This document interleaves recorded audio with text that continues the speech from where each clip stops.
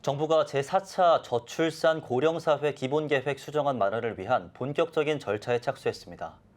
과거 정부가 추진한 저출산 정책 성과를 평가하는 연구 용역도 나선 상태입니다.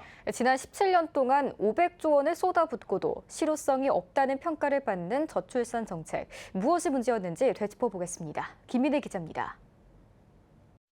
저출산 정책은 2006년부터 정부의 핵심 과제였습니다.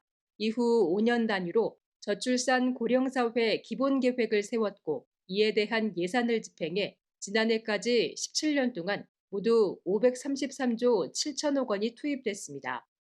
하지만 출산율은 매년 하락해 지난해 0.78명까지 떨어져 국가 소멸 위기에 접어들었다는 우려가 나오고 있습니다. 정책을 되짚어보면 실패 원인을 예상할 수 있습니다. 정부가 저출산 정책을 처음 마련한 2006년엔 영유아와 자녀 양육 분야가 지원 대상이었습니다. 이후 2016년엔 청년 일자리와 주거 예산이 포함됐고 2018년부터는 모든 세대의 삶의 질 보장이 핵심이었습니다.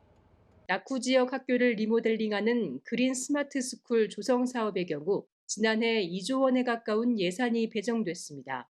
청년 자산 형성을 돕는 내일 채움 공제 사업도 1조 원 넘는 예산이 책정됐습니다.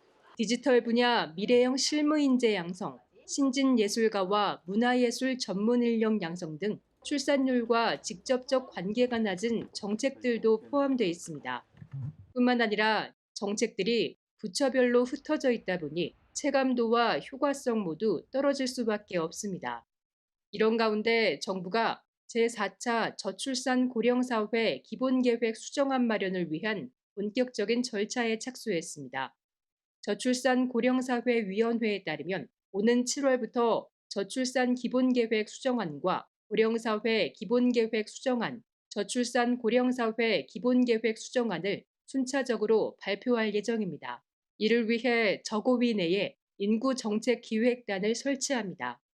또 기존 제4차 기본계획 예산을 재구조하는 작업에도 속도를 낼 방침입니다. CTS 뉴스 김인혜입니다.